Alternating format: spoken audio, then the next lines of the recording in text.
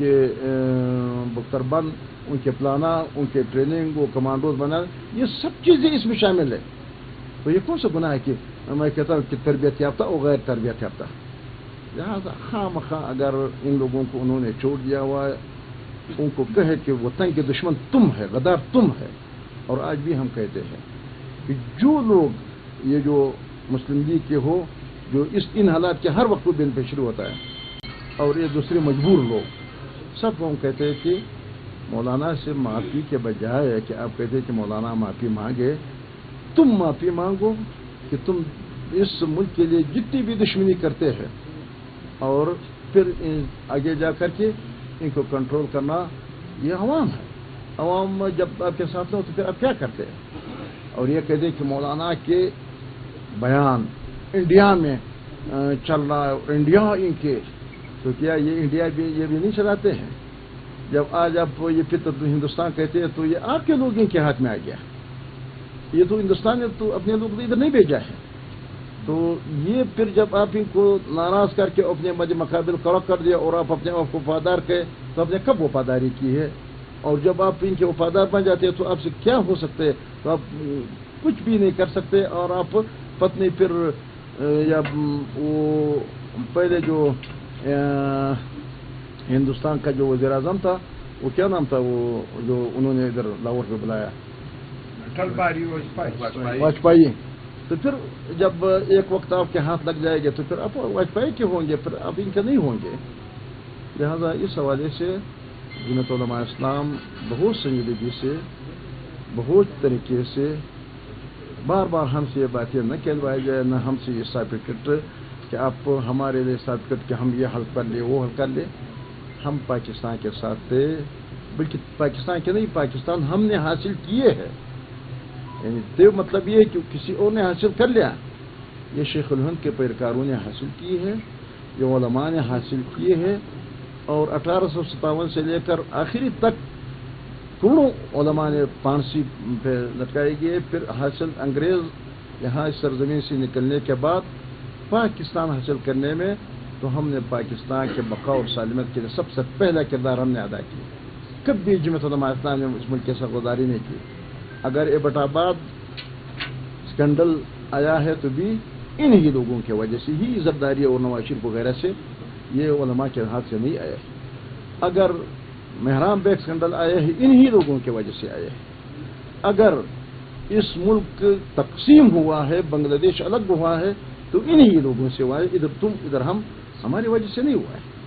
لہذا اس ملک کے اتنی سب سے پہلے فرنٹ لائن پہ لوگوں کو غدار قرار دینے کے لیے میرا خیال ہے پاکستان کے فائدے میں نہیں ہے.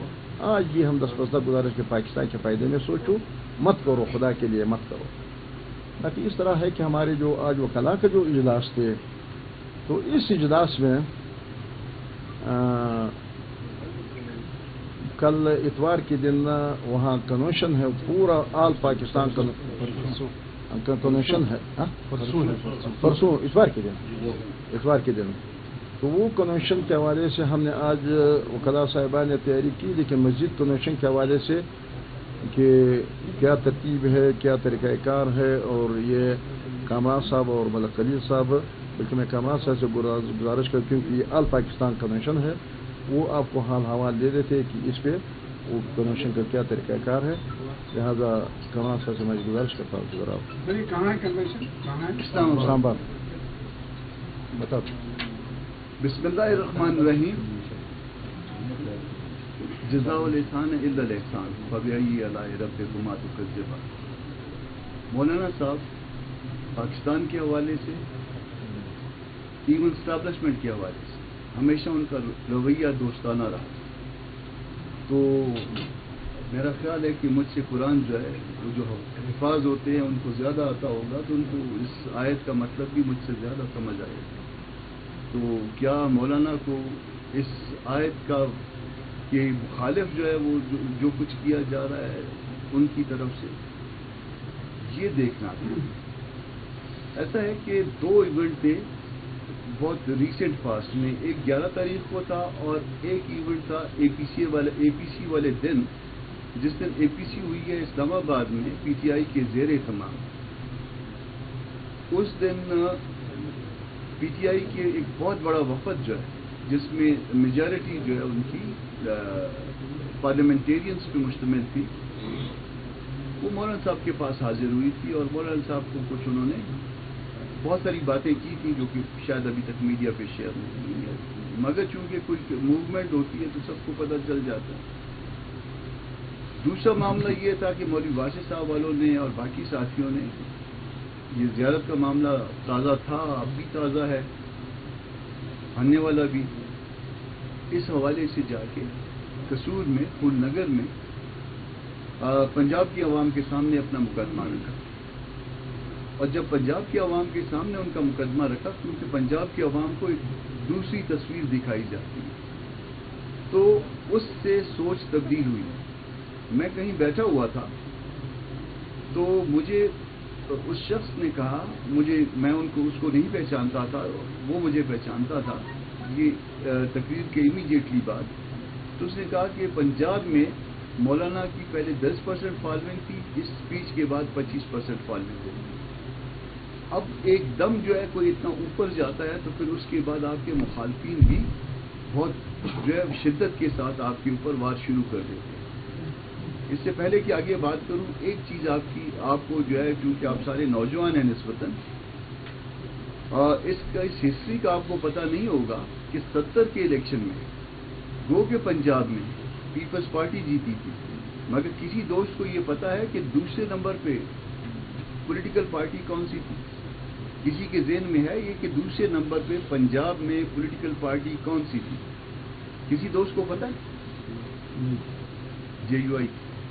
اس کے اوپر ذرا سرچ کریے، دوسرے نمبر پہ ووٹ جو ہے، گو کے ڈفرنس بہت زیادہ تھا، مگر اسٹل جو ہے دوسرے نمبر پہ جمعیت علماء اسلام پاکستان وہاں پہ جو اپنی حیثیت رکھتی تھی۔ اس کے بعد جو ہے اس میں سے مختلف جتھے نکلے جنہوں نے دستور کے مخالف بیانیہ اپنا لیا، نتیجہ یہ ہوا کہ وہ آہستہ آہستہ جے یو آئی نیچے کی طرف گئی۔ اب مولانا کی کیا؟ مولانا نے سب کچھ ریوائو کیا۔ بلوچستان میں جمعیت علماء اسلام جیتتی ہے یا ہارتی ہے؟ پہلے تین نمبرز میں، یا جیتنے والے میں، یا رنر اپ میں، یا تیسرے نمبر پہ آنے والے میں۔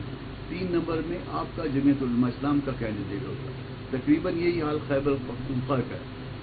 سندھ میں جو ہے ہماری انٹری جو ہے پیپلز پارٹی کے بعد جو ہے وہ تقریباً جو ہے نا ہم اس کے بعد آ گئے۔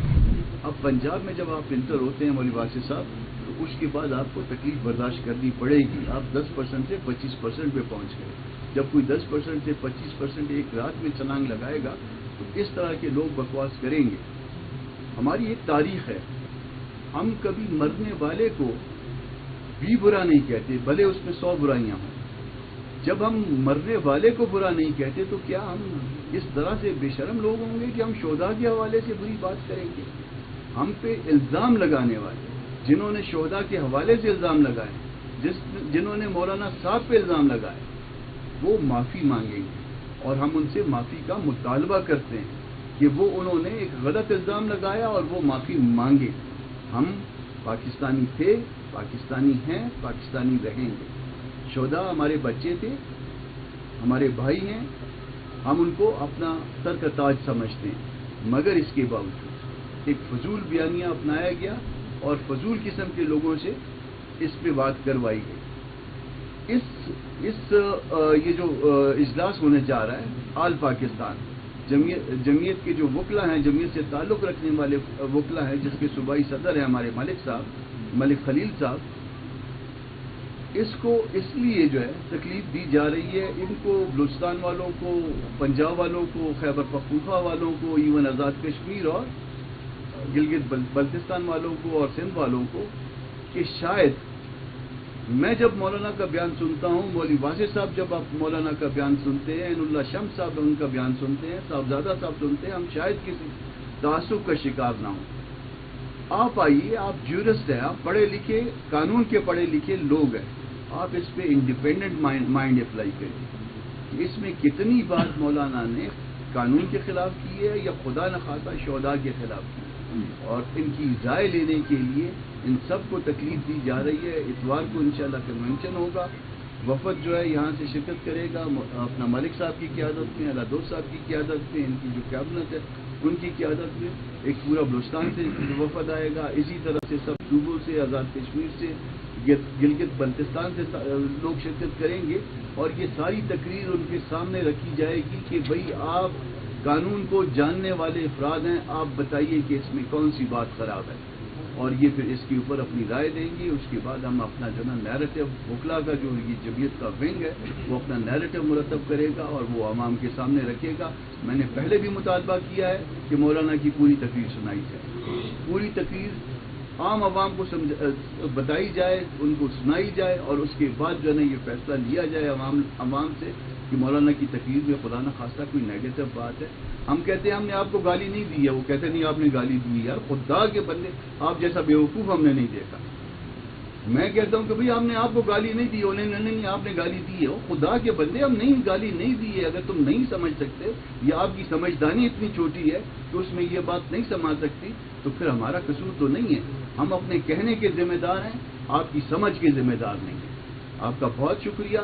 یہ پرسوں کنونشن ہوگا 2 بجے، اس کے بعد یہ دوست رائے مرتب کریں گے، اور رائے مرتب کرنے کے بعد جو ہے نا یہ رائے عوام کے سامنے، عام پاکستان کے لوگوں کے سامنے اور عام وکیلوں کے سامنے یہ رکھی جائے گی، اور ان سے بھی یہ ریکویسٹ کی جائے گی کہ آپ اس پہ رائے دیں کہ مولانا نے کون سی بات خلاف کی ہے۔ تو اس لڑائی کو، اس بے سود لڑائی کو آپ ختم کر دیں، مولانا سے معافی مانگے، ورنہ پھر لڑائی کو ہم ادھر تک لے کے جائیں گے کہ آپ بالکل جو ہے نا لوگوں کے سامنے جو ہے نا ایکسپوز ہو جائیں گے کہ آپ کیا کہہ رہے ہیں، آپ کیا کر رہے ہیں۔ ہم کہتے ہیں ہم نے گالی نہیں دی، آپ کہتے ہیں نہیں آپ نے گالی دی ہے۔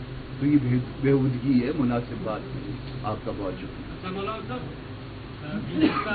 مئی کے جو ہے مہینے میں آپ نے احتجاج کی بہت بڑی کال دی، پھر وزیر اعلیٰ صاحب آئے، پھر آپ نے ملتوی کیا، 20 مئی کو آپ نے جو ہے یہ احتجاج مؤخر کیا، پھر اس کے بعد کوئی آپ نے اعلانیہ طور پر جو ہے احتجاج ختم کرنے کا اعلان نہیں کیا، لیکن وہ احتجاج کا سلسلہ رک گیا۔ اس کی کیا وجوہات ہے؟ اس کے علاوہ کوئٹہ میں ایک دھرنا جاری ہے، زیارت کے جو سانحہ زیارت کے لواحقین ان کی طرف سے دھرنا جاری ہے۔ جمعیت کا کوئی خاص کردار نظر نہیں آ رہا ہے، نہ دھرنے والوں کے ساتھ نظر آ رہا ہے، نہ ہی حکومتی کمیٹی کے ساتھ، نئی کمیٹی میں کوئی فعال کردار نظر نہیں آ رہا جو آپ کے اسمبلی میں اراکین ہے اسٹرینتھ کا۔ اور ایک مفتی نے، ایک مولانا نور الدین آغا نے ایک بیان دیا ہے کہ لاشیں رکھ کر احتجاج کرنا کہ جو ہے اسلام میں اجازت نہیں ہے، آپ اس کو کیسے دیکھتے ہیں؟ میرا خیال ہے جہاں تک آپ کہتے ہیں کہ آپ نے احتجاج کیے اور پھر وزیر اعلیٰ یہ سارے تفصیل تو آپ نے بتا دیا، لیکن ہمارا احتجاج اگر آپ کو یاد ہو، لیکن ویسے آپ لوگ تکلیف نہیں کی ہے کہ وہاں پشن کے جلسے میں آپ آئے، ورنہ پشن کے جلسے میں نے کہہ دیا کہ وزیر اعلیٰ نے ہمیں ٹائم دیا ہوا ہے، وہ کہتے ہیں کہ میں ابھی بھی رابطے میں ہو وہاں لوگوں سے، اسٹیک ہولڈر سے، کہ تاکہ میں ممبروں کو برابر کر دو، اور آپ کے 12 ممبر ہے اور یہ اسمبلی سے پاس کر دیں گے۔ لیکن اگر انہوں نے ہمیں مکمل جواب دے دیا تو پھر ہمارا وہی احتجاج جو پورا بلوچستان کو یہ کرنا، ہمارے وہی بیان، وہی بیانیہ، وہی برقرار ہے، وہی اعلان برقرار ہے۔ وہ تو ہم نے شیخ کے جلسے میں اعلان کر دیا۔ اب آپ کہتے ہیں کہ باقاعدہ طور آپ نے اس کو نہیں چھوڑے، خاموش نہ خاموش رہا ہے۔ ہاں، یہ جب تک قانون کے مطابق، جب تک مذاکرات کے ذریعے سے جب مسئلہ حل ہوتے ہیں تو ظاہر بات ہے 1 مہینہ 2 مہینے تو ہو جائیں گے، تو سالہ سال کا مسئلہ ہے۔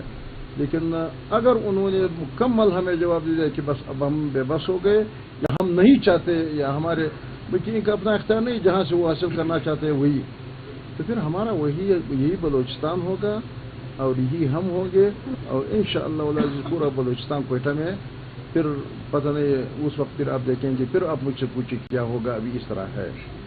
لیکن دوسری بات ہے کہ زیارت کرنے میں یہ آپ کا معیار ہے، آپ کے معیار کو تو میں نہیں کہہ سکتا ہوں، کیونکہ جمعیت علماء اسلام روز اول سے اس میں جمعیت علماء اسلام کا صوبائی امیر ہوں، اور میں روزانہ کی بنیاد پہ وہاں جاتا ہوں، وہاں تقریر بھی کرتا ہوں، میرے کارکن وہاں ہوں گے، میرے ساتھی ہمارے ساتھ ہوں گے، وہاں لوگ جو بیٹھے ہیں اس میں آدھا حصہ ہمارے ساتھیوں کا ہے۔ تو اب زیادہ تر آپ کہتے ہیں کہ آپ سرگرم نہیں دکھائی دے رہا ہے، تو زیادہ تر سرگرم کے مجھے آپ وہاں اگر آئے ہوں گے یا آپ لوگوں نے کہیں اور سنے ہوں گے، میرے تقریر آپ نے سنے، میرے بیانیہ آپ نے سنا، میرے وہاں جو بات کی ہے، اس سے بڑھ کے آپ کیا چاہتے کیا کرو۔ تیسری بات یہ ہے کہ نورالدین آغا کا جو لیکن مذاکراتی کمیٹی جو بنایا گیا ہے ہمارے مولانا کمال الدین صاحب اس کا ممبر ہے. روزانہ کی بنیاد پر رات کے 4 بجے وہ وہاں پشین جاتے ہیں اور پھر ادھر آتے ہیں. ہمارا پورا جماعت اس میں موجود ہے, ہمارا پورا نظام اس میں موجود ہے. رہا یہ کہ اسمبلی کے بعد جب آپ کرتے ہیں وہ تو اسمبلی کے نظام الگ نظام ہے. میں پارٹی کے بات آپ سے کرتا ہوں جو ادھر دھرنا بیٹھا ہوا جو عوامی قوت ہے اور ہم عوام سب جمعیت کے کارکن جمعیت کے عوام سب اس دھرنے میں ہے اور آخر تک رہیں گے. میں گیا ہوں ملک صاحب گئے نورالدین آغا کا یہ تو مولویوں کے مسئلے پہ اب ہمیں نہ ایک نقطۂ نگاہ ہے پھر دوسرے کا نقطۂ نگاہ جائیں گے. یہ مولوی مفتیوں سے پوچھو نہ میں اس میں الجھانا چاہتا ہوں نہ یہ میرے بات. مولانا صاحب یہ گورنمنٹ کی کوئی تبدیلی کی باتیں چل رہی ہیں کہ سرفراز مفتی صاحب کو ہٹایا جا رہا ہے اور شاید کچھ اور کسی اور کو لایا جا رہا ہے. آپ اس حوالے سے کیا کہتے ہیں؟ اور دوسری بات ہے کہ اگر حکومت تبدیلی ہوتی ہے تو جمعیت کیا رول پڑے گی؟ بہرحال اب آنے والے دنوں کو تو میں آج اعلان نہیں کر سکتا ہوں. ہمارے دل میں وہ فیصلہ بھی ہے جیسے, لیکن ابھی آج میں ان کا اعلان نہیں کرتا ہوں.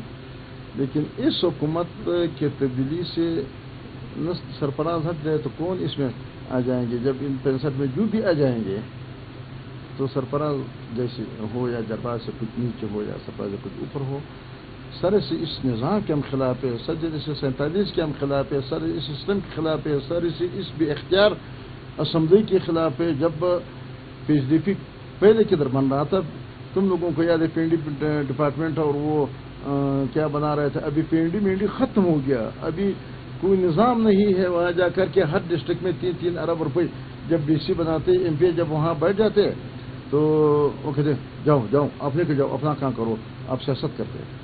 تو جب سیاست نہ کرے وہ بیچارہ کیا کرے, وہ سیاست نہیں کرے وہ ایسے نکل جاتے.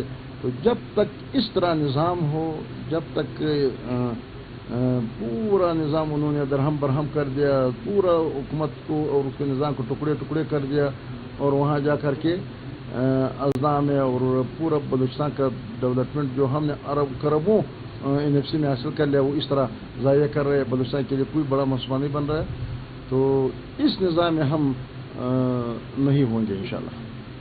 صاحب یہ بتائیں کہ جو بدامنی کی ایک لہر ہے, دہشت گردی کے واقعات ہو رہے, حملے ہو رہے, پولیس والے بھی شہید ہو رہے ہیں, سویلین بھی شہید ہو رہے ہیں حملے.